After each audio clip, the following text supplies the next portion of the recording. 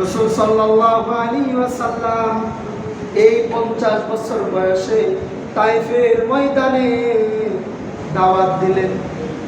রাসূল সাল্লাল্লাহু আলাইহি ওয়াসাল্লামের সাহাবী হযরত জাবের রাদিয়াল্লাহু তাআলা আনহুকে নিয়ে তায়েফের ময়দানে চলে গেলেন। তায়েফের ময়দানে যাওয়ার পরে রাসূল বলতেছেন, ও আমার তায়েফবাসী, তোমরা ইসলাম গ্রহণ করো। তোমরা যে ধর্মে আছো এই ধর্মে যদি তোমরা মৃত্যুবরণ করো, আল্লাহ তাআলা তোমাদেরকে জাহান্নাম দিবে। ওই আল্লাহ তাআলার উপরে ঈমান আনো যে আল্লাহ সুবহানাহু ওয়া তাআলা তোমাদেরকে জীবন দান করেছেন, তোমাদেরকে রিজিক দান করেছেন, তোমাদের হায়াতের মালিক, তোমাদের মৃত্যুর মালিক ওই আল্লাহ সুবহানাহু ওয়া তাআলার উপরে তোমরা ঈমান আনো।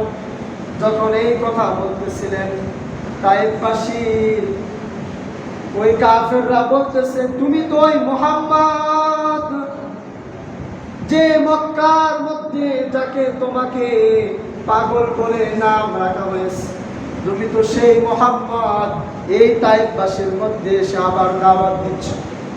রাসূল সাল্লাল্লাহু আলাইহি ওয়াসাল্লামকে ওই তায়েফবাসীরা ইসলাম গ্রহণ করলো না, ইসলাম তো গ্রহণ করে নাই, উল্টা রাসূল সাল্লাল্লাহু আলাইহি ওয়াসাল্লামের প্রতি যুবকদেরকে, শিশুদেরকে রাসূল সাল্লাল্লাহু আলাইহি ওয়াসাল্লামের শরীরে পাথর নিক্ষেপ করার জন্য বাচ্চাদেরকে পাঠিয়ে দিলেন।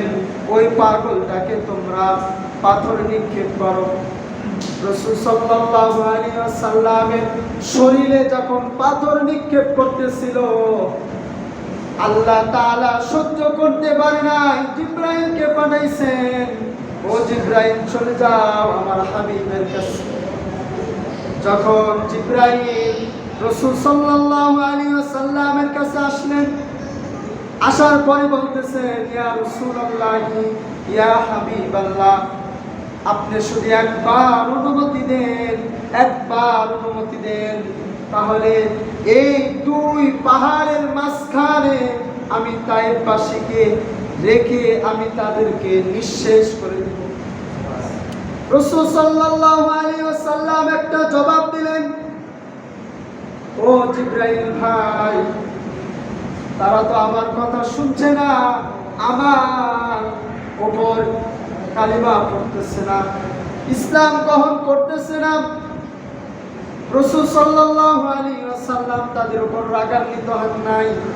জিবরাইলকে বলছে, ভাই জিবরাইল, তুমি রাগ করো না, আল্লাহ তাআলাকে বলে দাও আগামী প্রজন্ম এই তায়েফবাসী, বর্তমান যে তায়েফবাসী, এরা তো আমার উপর ইসলাম গ্রহণ করতেছে না, পরবর্তীতে ওরা ইসলাম গ্রহণ করতে পারে। এই জন্য রাসূল সাল্লাল্লাহু আলাইহি ওয়াসাল্লাম জিবরাইলকে অনুমতি দেয় নাই।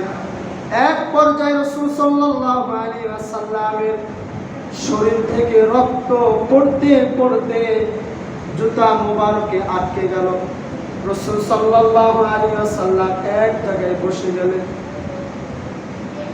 রাসূল সাল্লাল্লাহু আলাইহি ওয়াসাল্লামের যদি ওই অশ্রু যদি ওই তায়েফবাসীর জমিনে পড়তো, আল্লাহ তাআলা ওই তায়েফবাসীকে ধ্বংস করে ফেলতো। রাসূল সাল্লাল্লাহু আলাইহি ওয়াসাল্লাম তায়েফবাসীর জন্য দোয়া করছেন, আল্লাহ এই তায়েফবাসীকে তুমি ইসলামের জন্য কবুল করো।